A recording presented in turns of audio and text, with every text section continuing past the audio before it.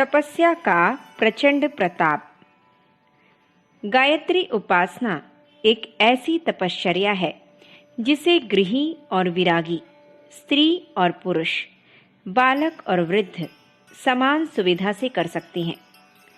तप ही एकमात्र वह साधन है जिससे आत्मिक शक्ति बढ़ती है और आत्मशक्ति ही संसार की वह सर्वोपरि वस्तु है जिसके द्वारा मनुष्य इच्छानुकूल पदार्थ, मनोवांछित परिस्थिति और अक्षय शांति प्राप्त कर सकता है। दैवी शक्तियों को सहायता एवं ईश्वरीय कृपा को उपलब्ध करना भी तप द्वारा उपार्जित आत्मशक्ति पर ही निर्भर है। कथा है कि अनादि काल में जब नाभि कमल में ब्रह्मा जी उत्पन्न हुए तो वे अकेले थे। वे बहुत सोचते थे कि मैं क्या हूँ, क्यों हूँ, यह सब क्या है, पर कोई बात समझ में न आती थी। जब वे कुछ भी न सोच सके और बहुत हैरान हो गए, तब आकाशवाणी हुई कि तप करो। ब्रह्मा जी ने दीर्घकालीन तप किया। तब उन्हें आत्मज्ञान हुआ और अपना उद्देश्य एवं कार्यक्रम जाना। उन्हें गायत्री प्राप्त हुई। उसकी सहायता से उन्होंने चारों वेद रचे। उन्हें सावित्री प्राप्त हुई। उसकी सहायता से उन्होंने सृष्टि की रचना की। इस प्रकार हम देखते हैं कि ज्ञान और विज्ञान का, चैतन्य और जड़ का मूल कारण तप ही है। तप के बिना किसी भी वस्तु, विचार, तत्व या गुण का होना संभव न था। समुद्र मंथन की कथा में देवता और असुर दोनों ही मंथन का घोर तप करते हैं। कुर्म शेष जी मदिराचल को भी उसमें सम्मिलित होना पड़ता है। उस तप की घोर उष्णता से सूर्य, चंद्र, अमृत, लक्ष्मी जैसे 14 रत्न निकलते हैं। यदि वह समुद्र मंथन का तप न हुआ होता तो सूर्य, चंद्र जैसे वस्तुओं से वंचित रहकर इस दृष्टि को घोर अंधकार में अचेतन जैसी पड़ा रहना पड़ता। श्रीहीन वसुंधरा में जीवों को जीवन धारण करने के लिए कोई आकर्षण न रहता। तप की शक्ति साधारण नहीं है। स्वयंभू मनु और शत्रुपा रानी ने तप करके भगवान को अपनी गोदी में खिलाने की असंभव इच्छा को संभव बना लिया। दशरथ और कौशल्या के रूप में उन्होंने राम को गोदी में खिलाने के सौभाग्य का रसास्वादन किया। नंद और यशोदा, देवकी और वासुदेव ने भी पूर्व जन्मों में ऐसी ही तपस्या करके भगवान के भी माता पिता बनने का अद्भुत अवसर पाया था। अवतारी आत्माओं को भी तप करना पड़ा है, क्योंकि बिना तप के उनका शरीर भी ब्रह्मा जी की भांति ही अशक्त रह जाता। राम का विश्वामित्र ऋषि के आश्रम में जाना और 14 वर्ष तक वनवास में तपस्वी जीवन बिताना सर्वविदित है। लक्ष्मण का ब्रह्मचर्य प्रसिद्ध है। सीता का वनवास में, अशोक वाटिका में और अंत में वाल्मीकि ऋषि के आश्रम में तप करना किसी से छिपा नहीं है। भरत जी ने 14 वर्ष तक जो तप किया था, उसी का प्रताप था कि वे बाण पर बिठाकर हनुमान को लंका पहुंचा सके। भगवान कृष्ण ने संदीपन ऋषि के आश्रम में सुदामा के साथ गुरुकुल का तपस्वी जीवन बिताते हुए शिक्षा प्राप्त की थी। रुक्मिणी से विवाह होने के पश्चात कृष्ण और रुक्मिणी ने दीर्घ काल तक हिमालय पर्वत के उच्च शिखर पर तप किया था। वहां वे केवल जंगली बेर खाकर रहते थे। बेर को संस्कृत में बद्री कहते हैं। बद्री नारायण का तीर्थ भगवान कृष्ण के उसी तप का स्मारक है। शंकर जी तो साक्षात योगी राज ही हैं। योग और तप ही उनका प्रधान कार्य है। उनकी वेशभूषा का अनुकरण करके योगियों की एक परंपरा बन गई है। अनेक लंबी समाधियों का वर्णन ग्रंथों में मिलता है। ऐसे अवधूत को पुनर्विवाह के लिए तैयार करना कोई साधारण कार्य न था, परंतु पार्वती के तप ने उस असाधारण को भी साधारण बना दिया। 24 अवतारों की कथाओं का वर्णन करने का इस छोटे लेख में अवकाश नहीं है, पर विज्ञ पाठक जानते हैं कि उनमें से हर एक ने तप किया है। यद्यपि उनकी आत्मा पूर्ण थी, परंतु स्थूल, सूक्ष्म और कारण शरीरों में आवश्यक क्षमता उत्पन्न करने के लिए उनके लिए भी तप करना आवश्यक था। इंद्र का इंद्र पदवी उसकी तपस्या के कारण ही थी। अनेक कथाओं में यह प्रकट है कि किसी अधिक तपस्वी की उग्र तपस्या को देखकर इंद्र डरता है कि कहीं यह इतना तप इकट्ठा न कर ले कि मुझसे इंद्र पदवी छीन ले। इसीलिए वह बहुधा तपस्वियों का तप भ्रष्ट करने के लिए प्रयत्न करता है। विश्वामित्र के उग्र तप से भयभीत होकर उसने मेनका अप्सरा को भेजकर उनका तप खंडित कराया था। अर्जुन को पराक्रमहीन करने के लिए भी उसने उर्वशी भेजी थी। यह कथा महाभारत में विस्तार पूर्वक आई है। इंद्र का आत्मज्ञान प्राप्त करने के लिए ब्रह्मा जी के पास जाना और ब्रह्मा जी द्वारा उसे थोड़ी थोड़ी शिक्षा देकर उसे 100 वर्ष तक तप करना और तब फिर आगे की शिक्षा देना, यह कथा उपनिषदों में आती है। इससे प्रकट है कि देवता भी तप के प्रभाव से ही देवत्व के अधिकारी रहते हैं। देवत्व का भी पिता तप ही है। अन्य देवदूतों पर दृष्टि डालिए, वे भी इसी मार्ग के पथिक रहे हैं। भगवान बुद्ध, भगवान महावीर, ईसा मसीह, मोहम्मद साहब, जरथस्त सुकरात, शंकराचार्य, गांधी आदि ने जो तप किए हैं वे इतिहास के पाठकों को भली प्रकार विदित हैं। इनमें से प्रत्येक ने अपने अपने ढंग से आत्मशुद्धि और दिव्य शक्ति प्राप्त करने के लिए ब्रह्मचर्य, व्रत, उपवास, तितिक्षा, त्याग, आराधना आदि तपश्चर्याओं का अवलंबन किया था। उसी के कारण उनका चरित्र, व्यक्तित्व एवं प्रभाव बढ़ा और उसी के कारण वे अपने विचारों की छाप अपने अनुयायियों पर डाल सके। संसार के प्रत्येक देश में वे ही व्यक्ति पूजनीय माने गए हैं जिन्होंने अपनी आभा को तपाकर निर्मल एवं प्रकाशवान बनाया है। यूं यद्यपि तप के अनेक मार्ग हैं, विदेशी या विधर्मी लोग अन्य पद्धतियों से भी अपनी साधनाएं करते हैं और उनसे यथासंभव लाभ भी उठाते हैं, परंतु अध्यात्म विज्ञान के सूक्ष्मदर्शी ऋषियों ने अपने योग बल से यह देख लिया था कि गायत्री की सहायता के बिना कोई तप अधिक फलदायक नहीं हो सकता। इसलिए भारतीय पद्धति में इस महामंत्र को सबसे अधिक महत्व दिया गया है। इतिहास पर दृष्टिपात करने से पता चलता है कि यहाँ इसी महाविज्ञान के आधार पर आत्म कल्याण के महान अभिमान किए जाते हैं। प्रायः सभी ऋषियों ने इस राजमार्ग को अपनाया है। ऋषि महर्षियों में जो विशेषताएं थीं, उनमें उनकी तपस्या ही एकमात्र कारण थी। विश्वामित्र, वशिष्ठ, याक्षवल्क, भारद्वाज, अत्रि, गौतम, कपिल, कणाद, पातंजलि, व्यास, वाल्मीकि, च्यवन, शुकदेव, नारद, दुर्वासा आदि ऋषियों के जीवन वृत्तांत पर विहंगावलोकन किया जाए तो सहज ही पता चल जाता है कि उनकी महानता का, उनके अद्भुत एवं महान कार्यों का कारण उनका गायत्री तप ही था। विश्वामित्र जी के द्वारा अपने तपोबल की शक्ति से नई सृष्टि का बनाया जाना और त्रिशंकु को शरीर स्वर्ग भेजने की कथा प्रसिद्ध है। वशिष्ठ की कामधेनु गौ गायत्री को लेने के लिए जब राजा विश्वामित्र गए थे, तब वशिष्ठ जी ने निरस्त्र होते हुए भी राजा की भारी सेना को परास्त कर दिया था। भागीरथ जी तप करके गंगा जी को स्वर्ग से पृथ्वी पर लाए थे। अम्बरीश का तपोबल जब दुर्वासा ऋषि के पीछे मृत्यु चक्र बनकर दौड़ा तो अंत में दुर्वासा को अम्बरीश की शरण लेकर ही प्राण बचाने पड़े थे।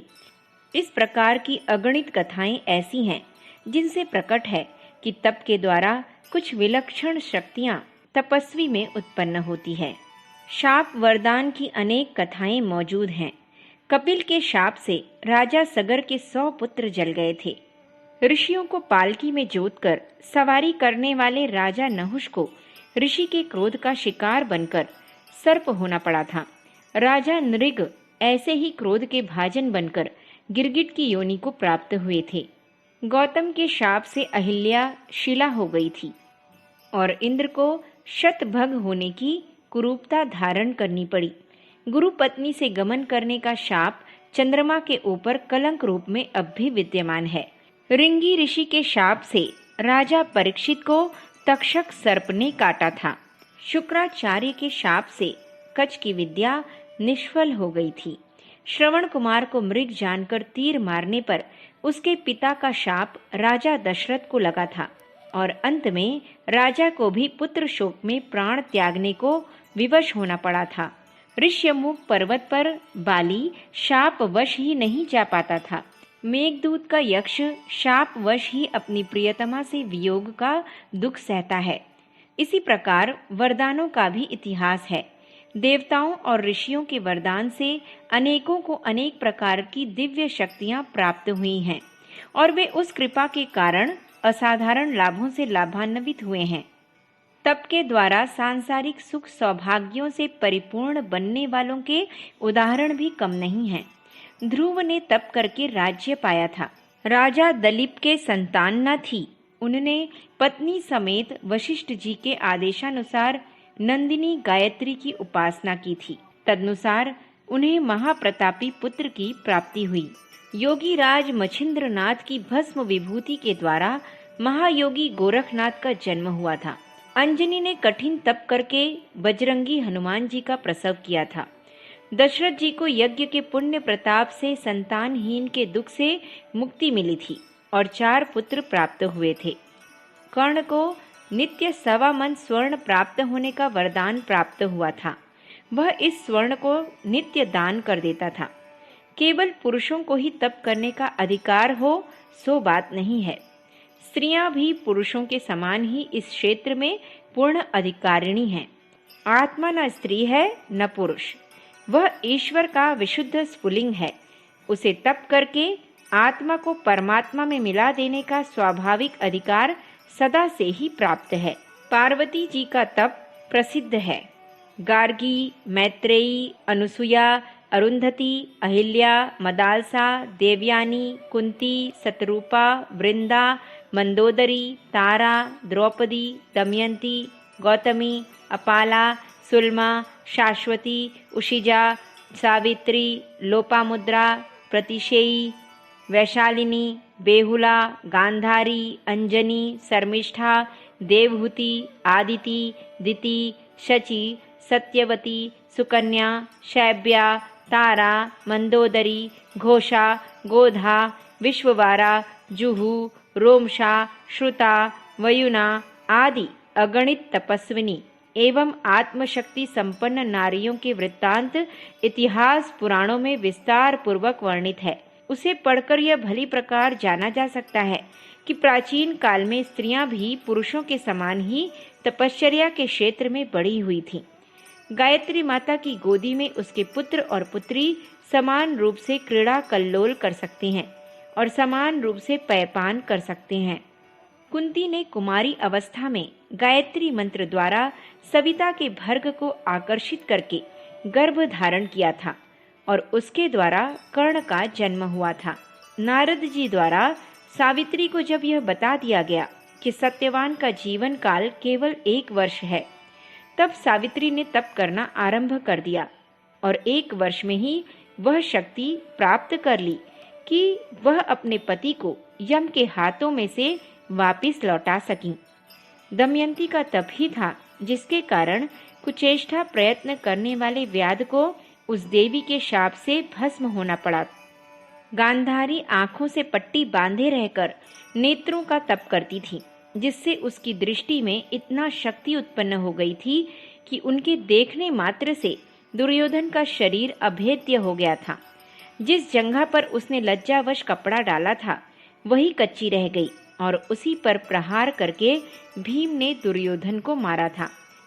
अनुसुईया के तप ने ब्रह्मा विष्णु महेश को 6 महीने के बालक बना दिया था। सती शांडिली के तपोबल ने सूर्य के रथ को रोक दिया था। तप शक्ति उत्पादन का विशुद्ध विज्ञान है। तपस्वी को निश्चित रूप से आत्मशक्ति मिलती है। उस शक्ति का किस कार्य में किस प्रकार उपयोग किया जाए, यह दूसरा प्रश्न है। जैसे धन बल, बुद्धि बल, शरीर बल, अधिकार बल आदि का कोई मनुष्य सदुपयोग या दुरुपयोग कर सकता है, वैसे ही तपोबल को दैवी या आसुरी कार्यों में प्रयुक्त किया जा सकता है। प्राचीन काल में असुरों ने बड़े बड़े तप किए थे और अपने अपने पुरुषार्थ के अनुरूप वरदान भी पाए थे, परंतु उनका मार्ग अनुचित था, इसलिए वह तप उनकी प्रभुता बढ़ाते हुए भी नाश का ही कारण सिद्ध हुआ। रावण, कुंभकर्ण, मेघनाद ने बड़े बड़े तप किए थे और उन्हीं के फलस्वरूप वे इतने सामर्थ्यवान हो गए थे कि उन्हें तीनों लोकों में कोई भी जीत न सकता था। अंत में उन्हें समेटने के लिए एक अवतार को ही आना पड़ा। भस्मासुर स्वयं अपने वरदाता शंकर जी तक को भस्म कर देने के लिए तैयार हो गया था। हिरण्यकश्यपु, हिरण्याक्ष, महिषासुर, शुंभ, निशुंभ, कंस, जालंधर, अहिरावण, महिरावण, मारीच, खरदूषण, सहस्त्रबाहु, कालनेमी, सुंद, उपसुंद आदि अनेकों असुरों ने तप द्वारा ही इतनी शक्तियां प्राप्त की थीं कि उनके आतंक से समस्त संसार कंपायमान होने लगा था और उनके विनाश के लिए भगवान को विशेष आयोजन करना पड़ा था। तपोबल का आसुरी उपयोग करने वाली स्त्रियों की संख्या भी बहुत है। सुपर्णखा, ताड़का, त्रिजटा, लंकिनी, सुरसा, पूतना, विशिखा, कर्कटी, होलिका, ढंडुरा आदि के उपाख्यान सर्वविदित हैं। तांत्रिक विधान के अनुसार साधन करने वाले अघोरी, कापालिक, ब्रह्म राक्षस, बैताल, अग्निमुख, दृष्टिशूल आदि पुरुषों की भांति विशिखा, कृत्या, कुष्मांडी, भैरवी, शतचक्रा, भद्रा, भ्रामरी, डाकिनी, शाकिनी आदि प्रकृति की स्त्रियां भी तपोबल का आसुरी उपयोग करती हैं। यह मार्ग दूषित अवश्य है, पर इसमें दोष विज्ञान का नहीं, उसके प्रयोक्ता है। चाकू से कलम बनाना या किसी का पेट फाड़ना यह अपने ही भले बुरे कर्म है, इनसे चाकू की निंदा नहीं होती। वे महापुरुष जो इतिहास में उज्जवल लक्षण की तरह चमक रहे हैं, उनके पीछे उनका भौतिक नहीं आत्मिक बल ही था। भीष्म जी शरसैया पर उत्तरायण सूर्य आने की प्रतीक्षा में महीनों तक मृत्यु को दुत्कारते रहे। शीश कटा हुआ रावण अपनी अंतिम सांसें लेता हुआ लक्ष्मण जी को राजनीति सिखाता रहा। बभ्रू वाहन का कटा हुआ सिर भी अपनी अनुभूतियां और अभिलाषाएं प्रकट करता रहा। संजय को वह दिव्य दृष्टि प्राप्त थी कि घर बैठे महाभारत के सारे दृश्य धृतराष्ट्र को सुनाते रहे। वाल्मीकि जी ने रामावतार से पूर्व ही उनका सारा इतिहास लिख दिया। दधीच ऋषि की हड्डियों में इतना प्रचंड तेज था कि उन्हीं के द्वारा बना हुआ वज्र वृत्तासुर को मारने में सफल हुआ। परशुराम जी अकेले होते हुए भी पृथ्वी के समस्त राजाओं को सेना समेत संहार करने में सफल हुए। धौम्य ऋषि के आशीर्वाद मात्र से अरुणी को समस्त विद्याओं की विद्वत्ता प्राप्त हो गई। जिन्होंने इतिहास पुराण पढ़े हैं, उन्हें इस प्रकार के असंख्यों उपाख्यानों का पता है। तप की महत्ता अनादिकाल से लेकर अब तक समान रूप से अक्षुण्य बनी हुई है। पूर्ण काल में तप की ओर लोगों की अधिक रुचि थी, इससे वे अधिक प्रतापी थे। यह रुचि घटने के साथ साथ प्रताप में भी घटोत्तरी होती गई। मध्य काल में भी जब जो आत्माएं चमकी हैं, उनमें आत्म तेज का ही प्रकाश रहा है। संत कबीर, नानक, दादरी दयाल, रैदास, रामानुज, सूरदास, तुलसीदास, रामकृष्ण परमहंस, रामतीर्थ, विवेकानंद, विरजानंद, दयानंद, तिलक, गांधी, मालवीय, अरविंद, रमण आदि के पीछे तपस्या की ही ज्योति जगमगाती हुई देखी जा सकती है। यूं तपस्या के अन्य मार्ग भी हैं, पर स्मरण रखना चाहिए कि उन मार्गों में भी सूक्ष्म रीति से गायत्री का ही विज्ञान संबद्ध है। गायत्री के द्वारा ही अधिकांश तपस्वी तप करते हैं, क्योंकि यह रास्ता सबसे सरल, सर्वसुलभ, हानि रहित, शीघ्र फलदायी और ग्रही विरक्त स्त्री पुरुष सभी के लिए सुसाध्य है। अखंड ज्योति, जुलाई सन 1900। हमारे YouTube चैनल विचार क्रांति दूत अखंड ज्योति पत्रिका को सब्सक्राइब करें एवं अगली वीडियोस प्राप्त करने के लिए बेल आइकन दबाएं। धन्यवाद।